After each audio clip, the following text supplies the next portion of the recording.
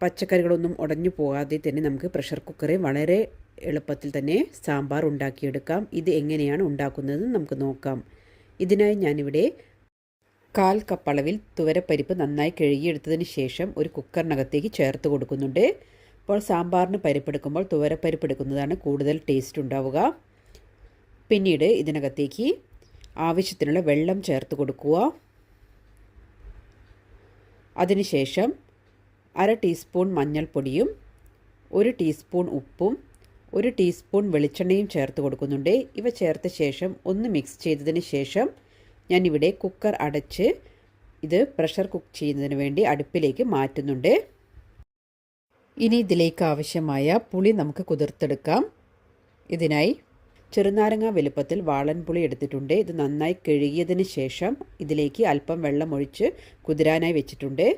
ഇനി നമുക്ക് ഇതിലേക്ക് ആവശ്യമായ മസാലകൾ ചൂടാക്കിയെടുക്കണം. അതിനായി ഒരു പാൻ അടുപ്പിൽ വെച്ച് ചൂടായതിന് ശേഷം അതിലേക്ക് 2 ടേബിൾ സ്പൂൺ മല്ലിപ്പൊടിയും 1.5 ടേബിൾ സ്പൂൺ മുളക് പൊടിയും ചേർത്ത് കൊടുക്കുന്നുണ്ട്. ഇവിടെ 1 ടേബിൾ സ്പൂൺ കാശ്മീരി മുളക് പൊടിയും 1/2 ടേബിൾ സ്പൂൺ എരിവുള്ള മുളക് പൊടിയുമാണ് ഞാൻ എടുത്തിരിക്കുന്നത്. അപ്പോൾ മസാല ചേർത്ത് ചൂടാക്കുന്ന സമയത്ത് തീ മീഡിയം ടു ലോ ഫ്ലെയിമിൽ വെച്ച് വേണം മസാല ചൂടാക്കിയെടുക്കാൻ, അല്ലെങ്കിൽ മസാല പെട്ടെന്ന് കരിഞ്ഞു പോവും. അപ്പോൾ ഇത് നന്നായി ചൂടായി വന്നതിന് ശേഷം ഞാനിവിടെ ഇത് സൈഡിലോട്ട് മാറ്റി വെക്കുന്നുണ്ട്. ഈ സമയം കൊണ്ട് നമ്മുടെ കുക്കറിൻ്റെ പ്രഷറെല്ലാം പോയിട്ടുണ്ട്. അപ്പോൾ പരിപ്പെല്ലാം ആവശ്യത്തിന് കുക്കായി വന്നിട്ടുണ്ട്. അപ്പോൾ ഞാനിവിടെ 4 വിസിൽ വരുന്നത് വരെയാണ് പ്രഷർ കുക്ക് ചെയ്തെടുത്തിരിക്കുന്നത്. ഹൈ ഫ്ലെയിമിൽ 1 വിസിലും മീഡിയം ഫ്ലെയിമിൽ 3 വിസിലും ആയതിനു ശേഷം ഞാൻ ഓഫ് ചെയ്ത് വെച്ചിരുന്നു. അപ്പോൾ പരിപ്പെല്ലാം ആവശ്യത്തിന് കുക്കായിട്ടുണ്ട്. ഇനി നമുക്ക് ഇതിനകത്തേക്ക് വെജിറ്റബിൾസ് ചേർത്ത് കൊടുക്കാം. നിങ്ങൾക്ക് ഇഷ്ടമുള്ള വെജിറ്റബിൾസ് കൂടുതലായിട്ട് ചേർത്ത് കൊടുക്കാവുന്നതാണ്.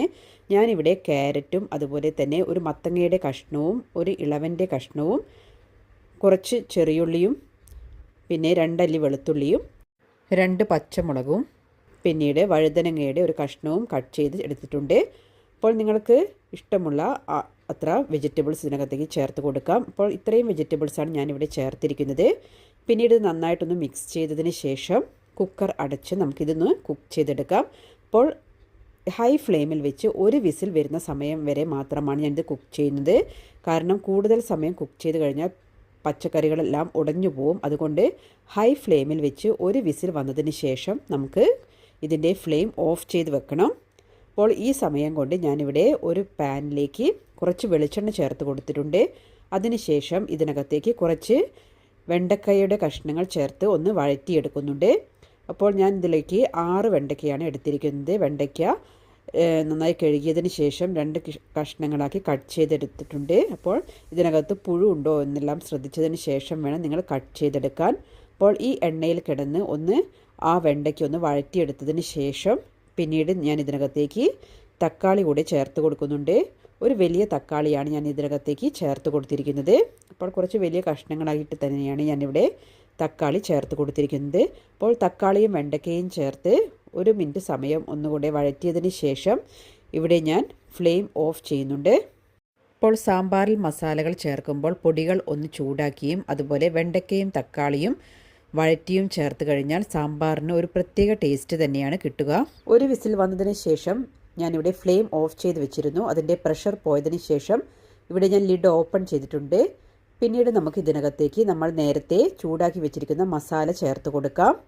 അതിനുശേഷം നമ്മൾ വഴറ്റി വെച്ചിരിക്കുന്ന തക്കാളിയും അതുപോലെ തന്നെ വെണ്ടയ്ക്കയുടെ പീസും ഇതിനകത്തേക്ക് ചേർത്ത് കൊടുക്കാം. പിന്നീട് നമ്മൾ നേരത്തെ കുതിർത്തെടുത്തിരിക്കുന്ന പുളി നന്നായി ഞെരടിയതിന് ശേഷം അതിൻ്റെ വെള്ളം മാത്രം ഇതിനകത്തേക്ക് ചേർത്ത് കൊടുക്കുക. അപ്പോൾ പുളിവെള്ളം ഞാൻ ഇതിനകത്തേക്ക് ചേർത്തതിന് ശേഷം ഇത് നന്നായിട്ട് തന്നെ ഒന്ന് മിക്സ് ചെയ്തെടുക്കുന്നുണ്ട്.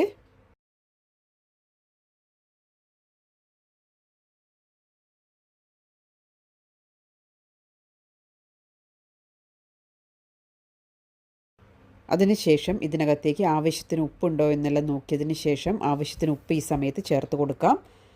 പിന്നീട് ഇത് ചെറുതായിട്ടൊന്ന് കവർ ചെയ്ത് 2 മിനിറ്റ് സമയം ഒന്ന് തിളയ്ക്കുന്ന സമയം വരെ നമുക്ക് വെയിറ്റ് ചെയ്യാം. ആ സമയം കൊണ്ട് ആ പുളിയെല്ലാം വെജിറ്റബിൾസ് നന്നായി പിടിച്ചു കിട്ടും. ഇപ്പോൾ കറിയെല്ലാം നന്നായി തിളച്ചു വന്നിട്ടുണ്ട്. പിന്നീട് ഇതിനകത്തേക്ക് സാമ്പാർ പൊടിയാണ് ചേർത്ത് കൊടുക്കുന്നത്. ഇവിടെ ഞാൻ 1.5 ടേബിൾ സ്പൂൺ അളവിലാണ് സാമ്പാർ പൊടി ഇതിനകത്തേക്ക് ചേർത്ത് കൊടുക്കുന്നത്. അതിനുശേഷം ഒരു ചെറിയ കഷ്ണം കട്ടിക്കായം ഇതിനകത്തേക്ക് ചേർത്ത് കൊടുക്കുന്നുണ്ട്. പിന്നീട് ഇത് നന്നായിട്ടൊന്ന് മിക്സ് ചെയ്തെടുക്കാം. നിങ്ങളുടെ കയ്യിൽ കട്ടിക്കായം ഇല്ലെങ്കിൽ നിങ്ങൾക്ക് കായത്തിൻ്റെ പൊടി ചേർത്ത് കൊടുത്താലും മതി.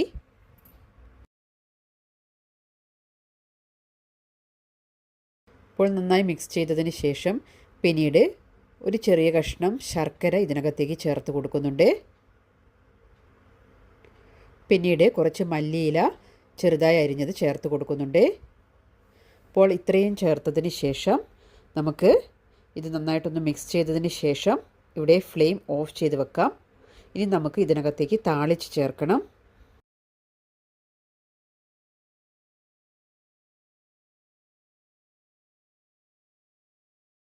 അപ്പോൾ ഈ സമയത്ത് ഇതിനകത്ത് ഉപ്പ് ആവശ്യത്തിനുണ്ടോ എന്നെല്ലാം നോക്കിയതിന് ശേഷം വേണമെങ്കിൽ ഈ സമയത്ത് ചേർത്ത് കൊടുക്കാം. ഇനി നമുക്ക് ഒരു ചട്ടി അടുപ്പിൽ വെച്ചതിന് ശേഷം അതിനകത്തേക്ക് 1-2 ടേബിൾ സ്പൂൺ വെളിച്ചെണ്ണ ചേർത്ത് കൊടുക്കുക. പിന്നീട് ഇതിനകത്തേക്ക് കുറച്ച് കടുക് ചേർത്ത് കൊടുക്കുന്നുണ്ട്. പിന്നീട് അല്പം ഉലുവയും ചേർത്ത് കൊടുത്തിട്ടുണ്ട്. ഇതൊന്ന് പൊട്ടിയതിന് ശേഷം പിന്നീട് ഇതിനകത്തേക്ക് ചേർത്ത് കൊടുക്കുന്നത് വറ്റൽ മുളകാണ്. 5 ചെറിയ വറ്റൽമുളക് ഇതിനകത്തേക്ക് ചേർത്തിട്ടുണ്ട്. പിന്നീട് ഇതിനകത്തേക്ക് കുറച്ച് കറിവേപ്പില കൂടെ ചേർത്ത് കൊടുക്കുക. അപ്പോൾ കറിവേപ്പില ഞാനിവിടെ തണ്ടോടുകൂടി തന്നെയാണ് ചേർത്തിരിക്കുന്നത്. അപ്പോൾ കറിവേപ്പില കൂടെ ചേർത്തതിന് ശേഷം നന്നായിട്ടൊന്ന് ഇളക്കിയതിന് ശേഷം നമുക്കിത് കറിയിലേക്ക് താളിച്ച് ചേർക്കാവുന്നതാണ്. ഇപ്പോൾ നമ്മുടെ വളരെ ടേസ്റ്റി ആയിട്ടുള്ള സാമ്പാർ ഇവിടെ തയ്യാറായിട്ടുണ്ട്. നല്ല ഒരു മണം തന്നെ വരുന്നുണ്ട്. അപ്പോൾ നിങ്ങൾക്ക് ഈ രീതിയിൽ തയ്യാറാക്കി കഴിഞ്ഞാൽ നല്ല രുചിയിൽ തന്നെ സാമ്പാർ തയ്യാറാക്കിയെടുക്കാൻ കഴിയും. കഷ്ണങ്ങളൊന്നും ഉടയാതെ തന്നെ നല്ല പെർഫെക്റ്റ് ആയിട്ട് തന്നെ നമുക്ക് സാമ്പാർ ഇവിടെ തയ്യാറായി കിട്ടിയിട്ടുണ്ട്. അപ്പോൾ നിങ്ങൾ ഇത് വീട്ടിൽ ട്രൈ ചെയ്തതിന് ശേഷം നിങ്ങൾക്ക് ഇഷ്ടപ്പെട്ടിട്ടുണ്ടെങ്കിൽ അതിൻ്റെ ഫീഡ്ബാക്ക്സ് എല്ലാം കമൻസ് ആയിട്ട് താഴെ അറിയിക്കുക. ആദ്യമായിട്ടാണ് ഈ ചാനലിലെ വീഡിയോ കാണുന്നത് എങ്കിൽ ആ താഴെയുള്ള സബ്സ്ക്രൈബ് ബട്ടൺ ഒന്ന് പ്രസ് ചെയ്തതിന് ശേഷം അതിനടുത്തുള്ള ബെൽ ബട്ടൺ കൂടെ എനേബിൾ ചെയ്ത് വെക്കുക. എങ്കിൽ മാത്രമേ ഞാൻ അപ്ലോഡ് ചെയ്യുന്ന വീഡിയോയുടെ നോട്ടിഫിക്കേഷൻ നിങ്ങൾക്ക് ലഭിക്കുകയുള്ളൂ. അപ്പോൾ ഇത് ഞാനൊരു 5 മിനിറ്റ് സമയം അടച്ചു വെച്ചതിന് ശേഷമാണ് സെർവിങ് ബൗളിലേക്ക് മാറ്റുന്നത്. അപ്പോൾ ഈ ടേസ്റ്റിയായ സാമ്പാർ നിങ്ങൾക്ക് ഇഷ്ടമായിട്ടുണ്ടെങ്കിൽ ഫ്രണ്ട്സിനും ഫാമിലിക്കും എല്ലാം ഷെയർ ചെയ്ത് സപ്പോർട്ട് ചെയ്യുക. Thank you for watching.